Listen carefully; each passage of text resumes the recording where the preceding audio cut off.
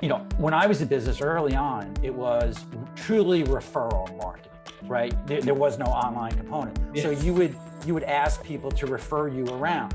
And it was always, even today, to try to get someone to refer you without a program is difficult. But what I try to explain to businesses is you no longer have to do that.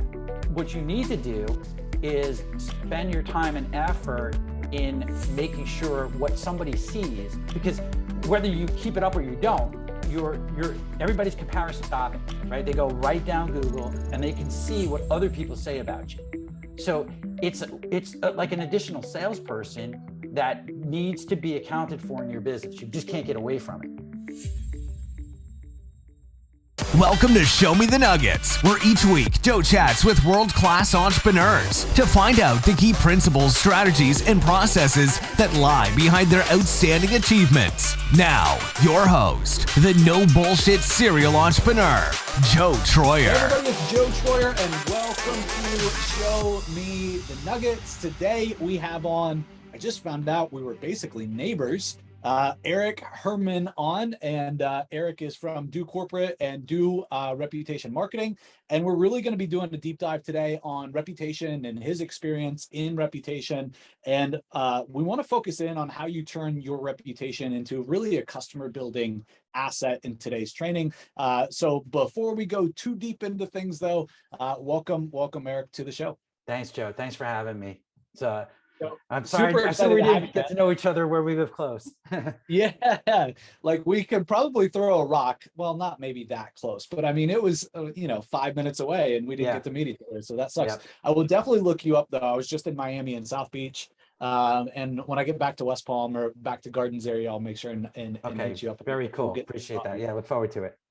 So, before we get into reputation, like the core topic of today, help me understand how you ended up in this crazy digital marketing world today and how you're in this agency market. How'd you end up here?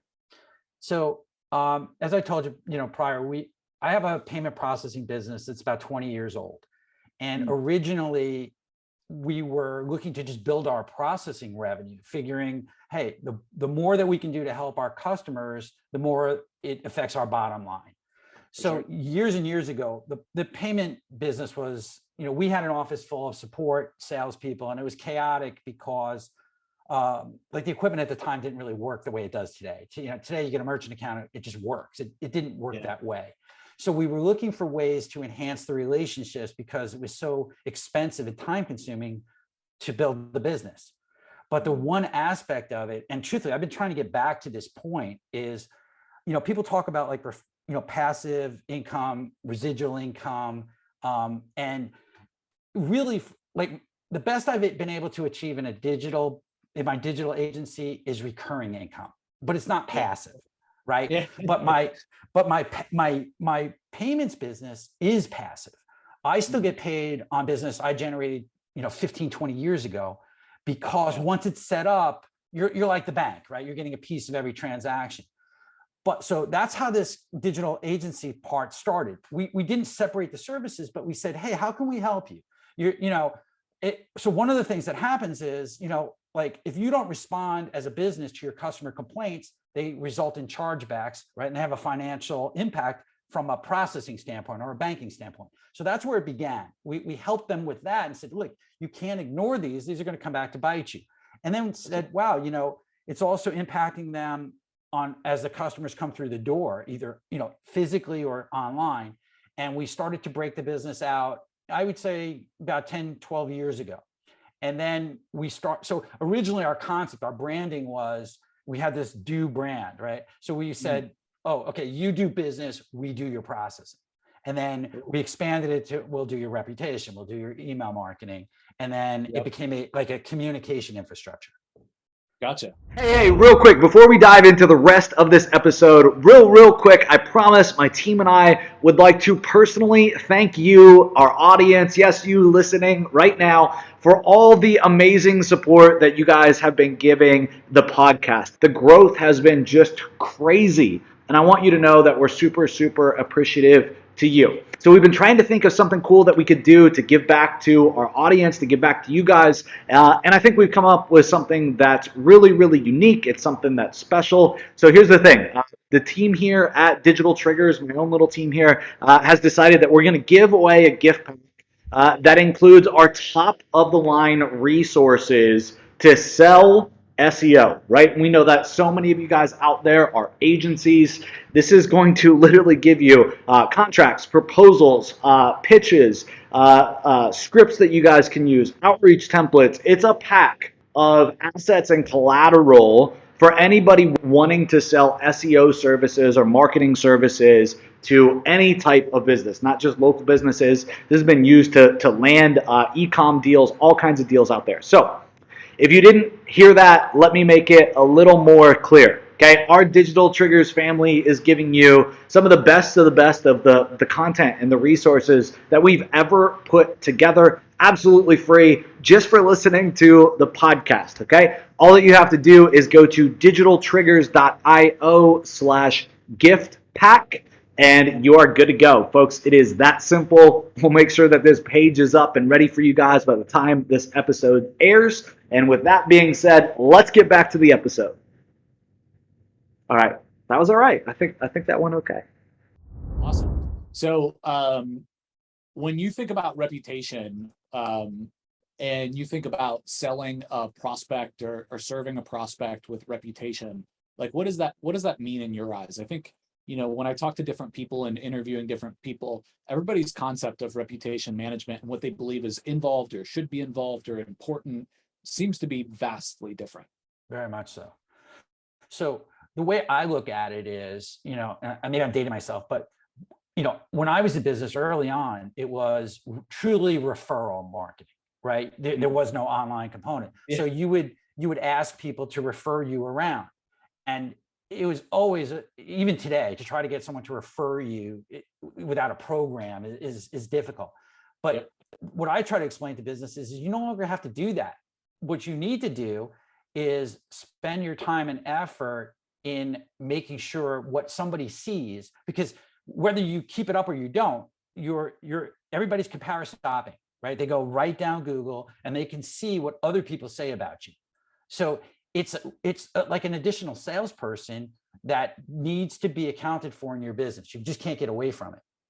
And I think when they get it that way, the problem they have is, how do I do it? How do I do it without having to have a full-time person, supporting that part of my business? But they get it when you say it to them that way. Yeah, it makes perfect sense. So many businesses were built on referrals, and I think people can certainly understand that analogy. And nowadays it's not done that way, right? It's done through reviews, and instead of getting a referral, you ask for a review. That's going to boost your reputation. That's going to get you better reviews, more highly seen on Google, more sought after. I think that makes a whole lot of sense. Yeah. Yes, absolutely. So when you sell reputation, I'm curious, do you sell it on the merit of helping them get reviews, right? Helping them kind of manage reviews, market those reviews, right? Like the way we do it is we give them a platform, but we don't focus on the platform, which is very different than what we used to do. We used to struggle with, okay, do we use the term marketing? Do we use the term management?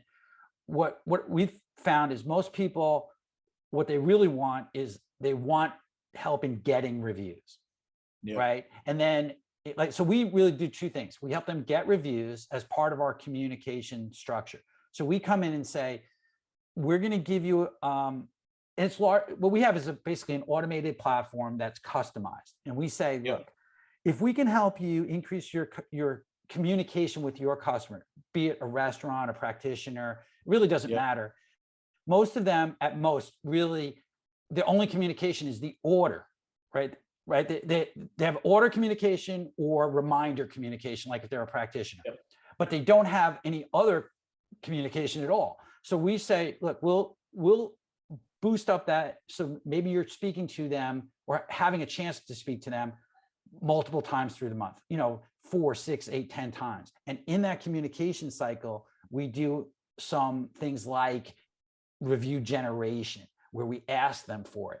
But what we try to do is say, look, we'll do this communication, but what you should do if you're an in-person brick and mortar business is ask them. That's the best thing you can do. A lot of businesses, they put a sign up, right? Say, leave us a Google review. But as part of the correspondence, they should do it at that point and just ask, right? Or they have like a form that will say, how did you find us? If they even ask, which most don't, they'll say, oh, did you find us online or through our ad or whatever. Yeah. But one of the things that we kind of stumbled across is taking that ask one step a little bit further and saying, did you find us online? And most people are going to probably say yes, because at the very least, they probably Googled your address. So at that point you say, did our online reputation or did our online reviews influence your decision to come here? Oh, that's really good. Yeah. Right. Then it kind of leads to the next thing is, well, would you do us a favor and do the same thing so other people could find us the way you did? That's beautiful. Yeah, I think you're right. Like, so much of it is in having a good ask. And that was an excellent ask. In the past, what I found to be really, really effective is helping the person understand that your business is suffering because you don't have the reviews that you want, right? And it's just, again, a different type of ask, right? Like, but if somebody just gave you good service and then you say, hey, I just came across this problem, I really need to get, in the next week, 10 to 15 5-star reviews, could you help me? Like, how are you going to tell them no, right? If they just did a good job and if they were just of good service to you. So I think that's super important. And nobody really talks about that. They just talk about like, just start sending out the requests, via email and SMS to get the reviews. But I find as well, if you just leave it at that and you have a bad ask, yes, you'll get some, but it won't be nearly as effective as it could be. Right. I think if you do it that way, you'll get the people. Like I'm not the review person. I'm really not the person who'll leave a review, but I know plenty of people that more so than leaving a positive review, if they're going to leave a review, it's going to be negative, right? Yeah. So I would be swayed if someone asked me in a way that was unusual, like not because I got a text message about it as part of a routine, but somebody just actually asked me, I would do that, right? Because I know the importance of it. For sure.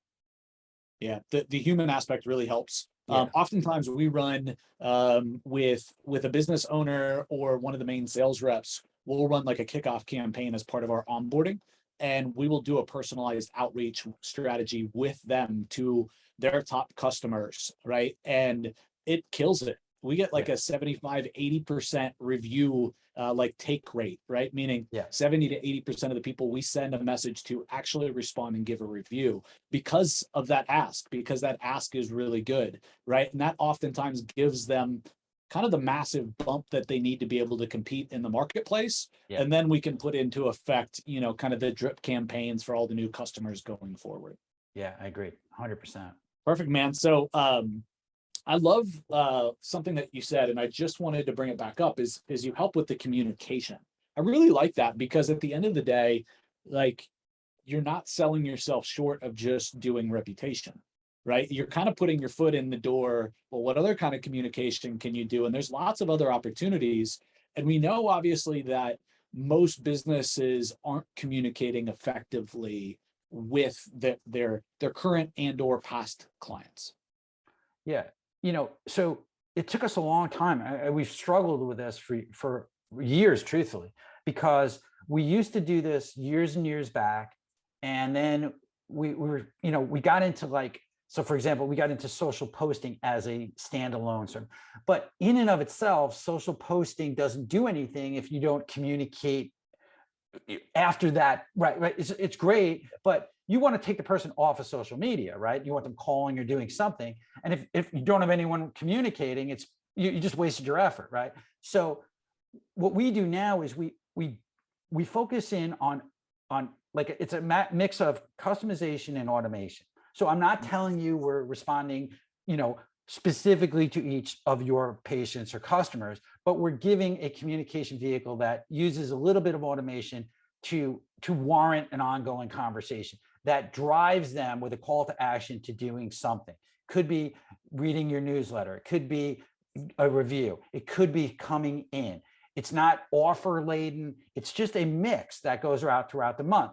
And because of our ability to automate it with the tools that are out there now, we give someone a platform, we plug in more or less of these other parts, and it's a good service for us because it's affordable. It's kind of like, what social posting is. Well, if I'm going to social post, can I hire a high school kid to do it? But if you're going to do it and do it professionally, it's for a few $100s, I might as well let you do it. This is that same sort of mindset. It's a little bit more expensive, but we're handling communication very effectively. I'm not saying I'm going to blow somebody away with our copywriting, but but by the same token, I'm not breaking the bank. And from our perspective, and I learned this from my processing business. So what I used to do when we first started was I gave out my cell phone number to everybody. And then that was a nightmare. Then what I started doing was I only gave it to the people that were my my top 10, 20%. So if I got a phone call from them, I dropped what I was doing because I knew this was a big impact on my bottom line if they left. Everyone else, I knew their name, but if something came up and businesses tend to, they play their value and sometimes business owners get threatening. And I knew that if anyone else called or there was an issue and we couldn't resolve it to our mutual benefit, it was okay to let them go. Maybe we weren't the right fit and it didn't kill me financially. So I wanted to come back to that with marketing services saying, I'd much rather, I don't want to be the guy billing them 20 grand a month because if they leave, that's a big endeavor to replace them. But if I'm billing them 400, 500, 600 and they leave, I can easily make that up. And it's not breaking the bank from their perspective. Yep. And when they look at it, they're like, man, the value that I'm getting, right? It's so much. Yeah, it's not even comparable. And how were they going to do it? And then what am I going to do? I'm going to hire a high school kid to run this. I'm going to ask somebody on my front desk to do this. I'm going to ask my admin to also take on this. It just becomes. And I see a lot of agencies, what they're doing is they're mishmashing the whole thing because they're creating a CRM of their own. And now they become a SaaS platform. And, and so we have a lot of SaaS partners in our payment business. So I learned that a long time ago. I don't want to be if I'm going to be a SaaS company, I want to be a mass SaaS company. You can't fiddle around because you still have to provide the support. So the last thing I want to do is provide support. And now I've just transitioned my support from digital support to SaaS support. So what we do is we say, here's the platform, here's a platform, and we put everything into this platform, right? It's got our brand on it, but I'm not selling you that. You're free to move away from it, but this is how we manage it. If it works for you, you're in our ecosystem and you're free to go at any other time. But they look at it and say, well, if I just bought the software, it's going to cost me probably not much less than these guys are giving it to me with everything included. For sure. And then we take it one step further, which is kind of cool. So we will bolt on additional services. We'll say, hey, you know what, let's roll out more. We'll give you a more comprehensive social, we'll give you more comprehensive review. Then we tie it into reviews, referrals. So we say, if you refer us some business, we'll include these extra things, or you've been a customer for a year. We do things that are unusual because we'll come back and we'll cut their cost. Right. So if I say, hey, look, we've got this dialed in, it's all automated, refer me a customer, whether it works out or not. And if I could take part of your bill, nobody does that. So it blows them away. Yeah, for sure. Yeah. You stand out big time. Yeah. Right. Why would you do that? Yep. And then they're even further retained because they know that they can't really get that, for anywhere, close to that. We totally understand the cost of acquisition. So if I can offset that in any way possible, so we don't even look to have annual agreements. I want that consistent payment coming in every month. Yeah. Right. They know that they're paying it. It's consistent. And it's it's better than hitting someone annually because then the payment comes and they start thinking, oh, did I really get the value of that at the end of the year? 100%. Yeah, that's fantastic. I have a buddy that is for his clients. He has access to their CRM. So he started now just I think it's 60 days out from when a client makes first contact. All that he's doing is sending a series of emails and text messages, just asking them if they got the job done that he knows that they didn't do, and if they're still interested in doing it. And he's in the home services space, and they're just freaking killing it. Like, they're turning over 5 to 7 new jobs a month that are getting purchased from like this one, as you said it, communications campaign. And it's brilliant, and the value that's making for his clients, like they're never going to leave, right? And this was just an add-on thing that they started doing that's just working so well. Yeah. It's so people hear a lot about automation, but you still have to program the automation, and you can't rely too much on automation, right? If you have too many, like, if this then that, it breaks. Right. You want to keep it simple and supplement the business, not make it so that there doesn't need to be a human being present. Right. Yeah, completely agree. Yeah. You can automate things too much and then become non-human or just non-effective. So how many clients, I'm curious, do you guys have, or locations or businesses do you guys have that you have set up reputation marketing for? I would say probably about 50. Right now. Okay. And when you think about those 50, like, what do you think are kind of the make or break things to their perception, right, of being successful with their reputation strategy? So the biggest thing that we've had is it correlates in what we do or what we've done directly to their GMB. So and I know you know a lot about GMB. So in our realm, we've been pretty successful at GMB, but one of the things that we've done is we tied the social posting and reviews to GMBs, because when we first started doing it, it really stood out. And depending upon the industry that you're in, you might see posts on GMBs or typically not. And now the software is out there to do it anyway. So you might as well do it. It's not, you're not physically doing it. It's just going out there, but the two things enhance each other. So from my position, the biggest thing that we were able to do is say, look, if we can give you a way to get a steady flow of reviews coming in that does not take your personnel, is that attractive to you? Yes. Okay. So, and we did a few things that we've gotten away from. We used to deal with incentivization, and we stopped because what happened was, we would speak to the business owner. And so part of our business is in like the self-storage space. So it's very, it's absentee owner largely. And it's gotten even crazier because there's a lot of REITs in that space now. But, yeah, for sure. But what happened is, you'd speak to the owners and like the top group, the management group, but when it started to trickle down to the employees, particularly if it was a resident person who'd been there a long time, yes. But if not, they would ask for reviews and incentivize the reviews in a way that could get the business into trouble. And I think, particularly with the way staffing is for a lot of businesses now, it's gotten even worse. So we stopped that. We also stopped review gating.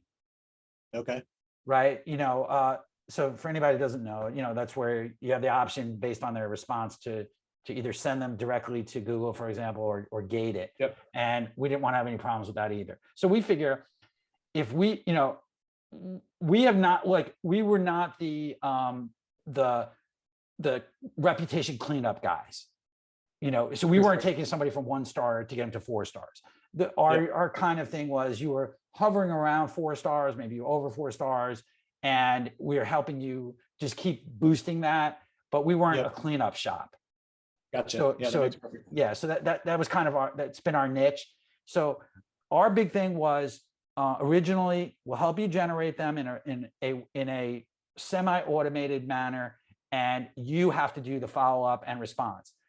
Then we started to take that over by taking over the management of their GMB profile. But then that became, okay, could you help me with my website? So that's where we started getting away from things that were scalable. Gotcha. But that's where we were able to plug in the agent support to do that. Yeah, that makes perfect sense. Okay, I gotcha. So talking about GMB then, how much of a ranking factor do you think reviews are for GMB? I think the activity between that and the social posting are what does it. Assuming that you have, your elements all done, your descriptions, your photos. If everything is comparable to everyone else, and I don't know any business now that's not extremely competitive in GMB space. If you're there and you plan on staying, you better have an active, you don't have to have the most reviews, but you do have to be consistent. Yeah, for sure.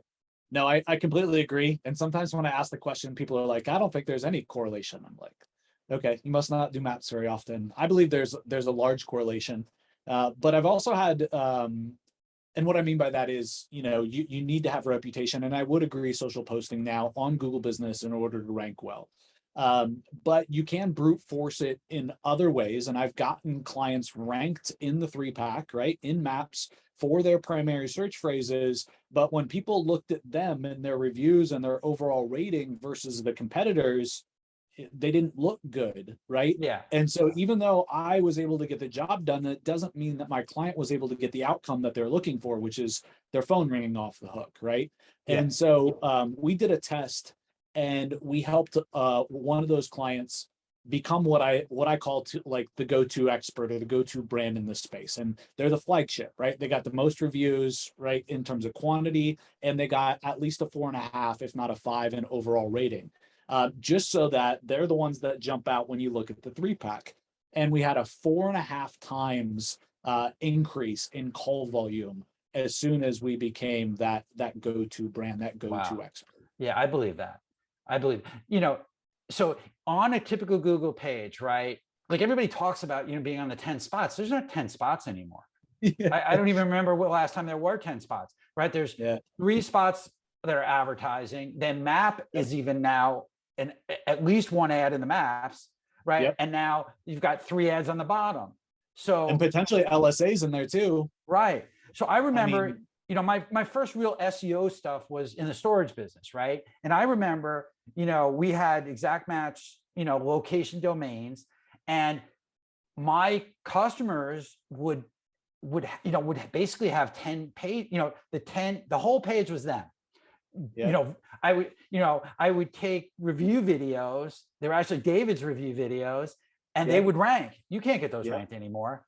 Yeah. Not without a lot of work, but you don't get, like, in the same space, they're not getting 10 spots anymore. They're lucky to get 2, a GMB and maybe their organic listing, depending upon how competitive, right? But now what's happening is, in order to get that extra listing, you have to run a Google ad to get the extra listing, right? Just to keep your positioning. No, completely agree. So much has changed in the SERP landscape as of the last couple of years. It's crazy. Like you said, we used to do a ton of video marketing back in the day, had a company called Sendwire. I mean, we submitted more videos than anybody I ever knew. And I mean, we had so many first page rankings. It was ridiculous for all of our clients. We were doing 1 million successful submissions a week. Right. Wow. I mean, just crazy. But the game isn't quite played like that these days. It's very different. And it's harder to get rankings. It's harder to get multiple listings on one page alone. But what's crazy is when I look at like calls that I can get a client versus calls that I got them before, like years ago, let's say 5, 7, 10 years ago, the quantity is more than it ever has been as well. Right. And so like, yes, the page, the SERP experience keeps getting like diluted, so to speak. There keeps being more positions on the page, but there's also more search volume than there ever has been. No doubt. But like your GMB listing is really now, it's effectively a site, because your customer can get to you without hitting your site. Yeah, for sure. And a lot of people don't, for most businesses, right? If you go into a restaurant and you don't have your menu connected, okay, they'll look at your menu. But for a lot of businesses, if you know what the service is, you don't have to go to the site at all. No. Right? You're just going to call, you're going to look to the GMB to get the directions, and then you already know what to pretty much expect when you get there. 100%. So let's talk about Google Business Posts. What's important when thinking about Google Business Posts? What do you think is important? So what we do is, again, we kind of not custom, but customized. So what we do is we take a mix of, we kind of have our own little formula, but we created a mix of posts and then we customize them to your color scheme, whatever. So it's nicely branded, but we take reviews. So we make a post review image essentially, right? So now you're doing what you maybe other people have done on social media, but you know, so we used to do that on Facebook years ago, right? People do it a little bit on Instagram, but then again, it's not the direct connection because you got to go to the bio. But Google My Business is a perfect place for it, right? You intermix testimonial type things. There's some other things that a lot of people don't know is, and I haven't checked on it recently, but you used to be able to get Google's marketing kit. You know what I'm talking about, where you create your own materials in there. So, you know, I don't know too many businesses that turn them into posters, but they look great and they've got the Google insignia on them. So we turn those into posts, right? And then, so if you post you know, we just for simplicity's sake, we post whatever we're posting to the other social properties, but then we mix in specific reviews, image picture reviews. So we'll take like a, you know, like even a snapshot of a video and then put the text of the review on it. Very simple to create. And then we take offers and intermix them. Gotcha. And they typically stand out. Yep. Yeah. I mean, I find even today, I'm surprised not that many businesses are actually using the Google posts. Well, yeah, they're not. A lot of them are not, but it's become like, you know, people used to get crazy. I don't know if they still do, but like when you were ranking a lot of videos, people would get they try to go over to the top with the thumbnail to make it stand out. Yeah. That's what you can kind of do with the post on Google My Business now, you know, and since it only stays for 7 days, if you have one that doesn't really hit, okay, it's no big deal because 7 days later, you're going to get a new one. Yep. Have you seen any of the Google betas lately or partaken in any of them? We did one where I became one of the contributors to it. But I was trying to see if there was really some additional value to that, because they have a point system. Yeah, there is. You bring up a good point. I don't know if this is true. My partner thinks this is true, but he thinks that point system. If you are leaving a review through your Gmail address, and you are more of a participant in, I forgot the terminology they use, you know, as a Google reviewer, that your review carries more weight. I could see that for sure. Yeah, I would think so. But, you know, it's like one of their things where, you know, they publicize it, I see it very active, and then you don't hear about it. But that makes sense to me that would be a contributing factor, right? If I'm leaving a lot of reviews, does my review, when I leave you a review, does it have more weight? I would think so for sure. Yeah. So I saw a couple of months ago, and I haven't seen it lately, but I saw that, you know, when Google does like not the auto suggest, but they say like, you searched for, and this website contains, right? That's why we're showing you these results, right? Yeah, like, so I saw for a little while, and I haven't seen it lately, but I'll have to go look again. I saw that they were doing it with the social posts, with the Google posts. So you could literally rank for long tail keywords, right? By what was in your social posts. Interesting. That makes perfect sense. Let's say you got, 10 services that you offer. If once a day you're throwing up a post about one of the services that was keyword loaded, right? That was actually coming and was ranking, no page on the website, to your point, right? It was just the GMB listing, and it was just a post on the listing. Yeah, that makes sense. You know, because they know the value of that property. So if you're standing out even remotely, and now you found a way to put keywords in there, I just can't see how that's not a dramatic factor in a competitive market. 100%. Man, this has been really good. I guess I want to zoom out. We've covered a lot of different topics. But when you think about reputation marketing specifically, do you think that there's anything that we missed, Eric, that we'd want to make sure that we shared with people that catch this interview? No, I think we went through most of it. You know, I think, you know, as we were talking earlier, I think what I've seen in platforms that people use, they're all the same. You know, I know Zach cashed out for Reputation Loop. I haven't attached myself to whatever the company is, but they're all the same, right? They're like, I don't think people care about like having a SaaS reputation platform that is a dashboard of metrics nobody really cares about. But to make it really easy for someone to communicate reviews and obtain them, like, so in my case, what I would love to just like include in our communication. So what we do in our communication is, you know, we want to get a review request, you know, a review generation as part of the mix early on, right? As close to the order, but then, you know, trickle it out. So, you know, from my perspective, any tools that I could fit in that make that experience easier or better, I think there's a big market opportunity there, and get away from the SaaS component, which nobody really cares about anyway. I think so too. I think they're largely, most of the system these days are largely the same. And I think most of them haven't really done any invention or reinvigoration or, you know, added features or really any like core improvements, right? Any big features or core improvements for years. So I think that it's a reputation management is core. It's critical for everybody. But I think for the last couple of years, it's been largely neglected, I think, by agency owners. And I think it's something that people do need to focus on. And I think it's right. What I see as a, you know, from my perspective, a tremendous opportunity is to figure out how to put the impact of reviews into a platform like Instagram, because look at how local focused Instagram could be, right? I mean, it is, but a lot of businesses don't really fully utilize it that way. But if you had a way, so, you know, in our case, we're posting a post of a review,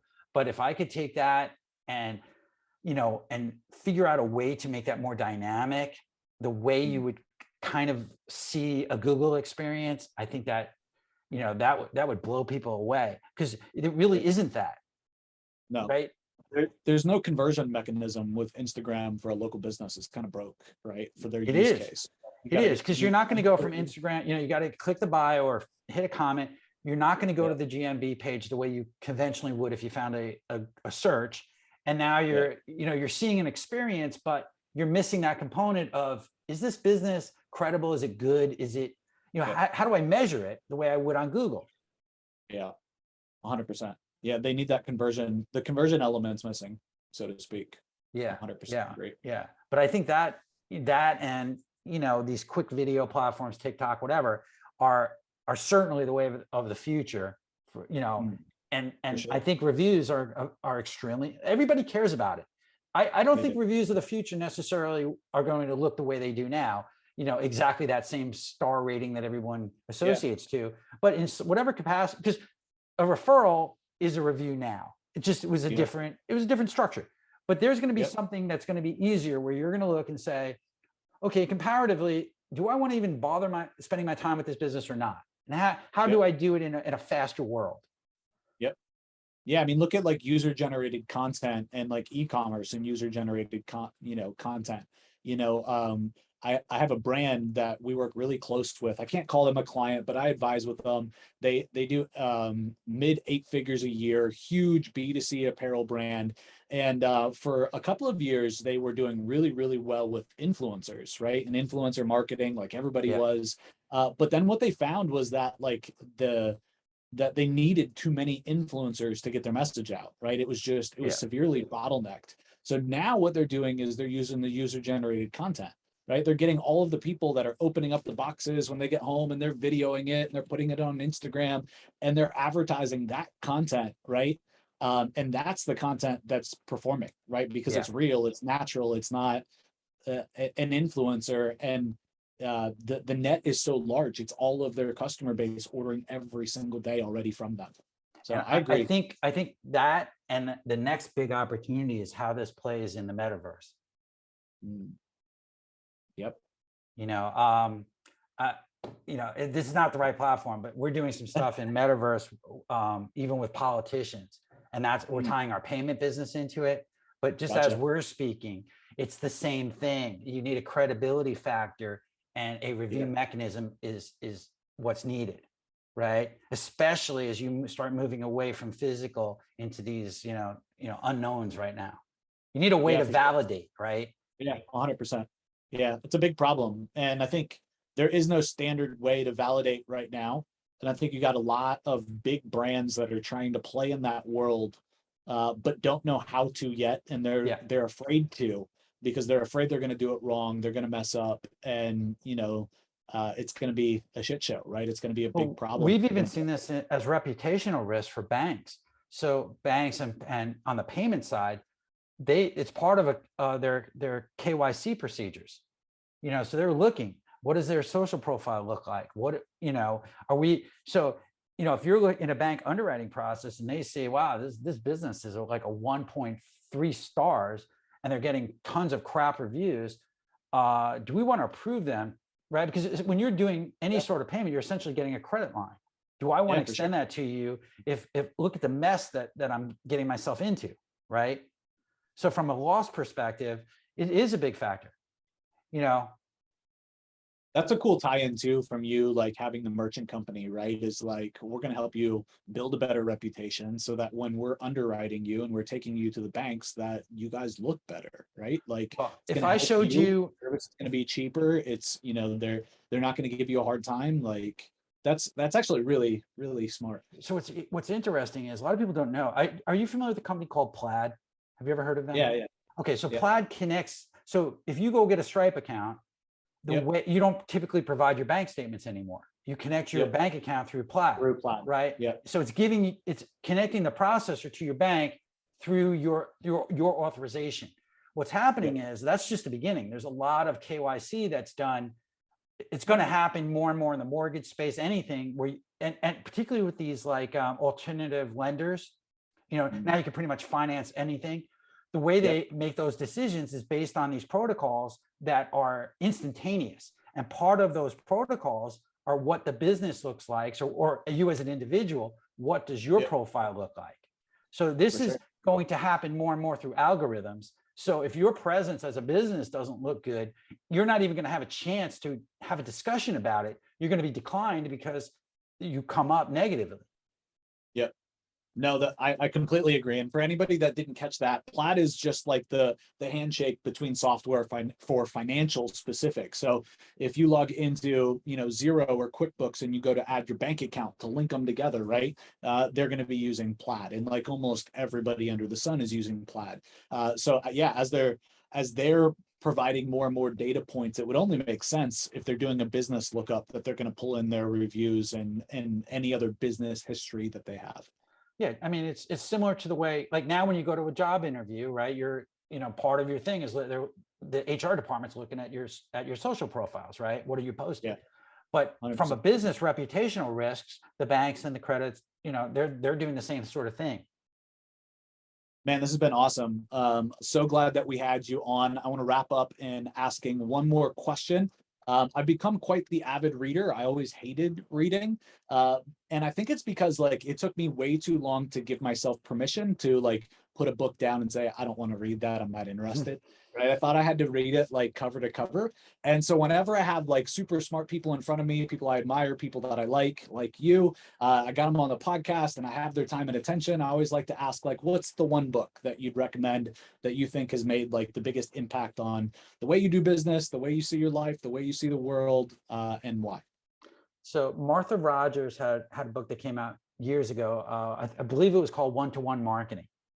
Okay. And what that did for me, I wouldn't say it was necessarily the best book I ever read. What it did for me though, was it put the customer front and center. I realized at that moment, it's, they say like real estate is location, it's your customer, right? Your customer is your asset. Yeah. Right. 100%. And from that point on, everything was, how do I create businesses and, and everything I do so that I make sure that asset is well nurtured. And that's been kind of my guiding principle ever since. Yeah, that's great. That's a new recommendation. We don't get those often around here, so I appreciate that. Yeah, it was written a long time ago. We always get the same books, and I understand they're great books, but I do appreciate the unique one because it gives me something to read. So Much appreciated that. I'll definitely check it out and let you know what I think. And thanks so much for coming on the show, Eric. If somebody wants to link up with you personally, we'll make sure to put links to Do Corporate and Do Reputation inside the show notes. Somebody wants to reach out to you personally, though, what's the best way to do that? The best way is to just text me. I'm on my phone 24/7. My number is 917-331-0179. Perfect, Eric. Thanks so much, man. I know people are going to love this one. Yeah, thank you. Appreciate it. Thanks for tuning in to Show Me the Nuggets. If you've been enjoying the podcast and find our content helpful, please visit our Apple Podcast page, hit the subscribe button, and leave us a review. Joe and the whole team have been working hard to bring more value to the show. Your feedback will go a long way in helping us make the show better and reach a wider audience.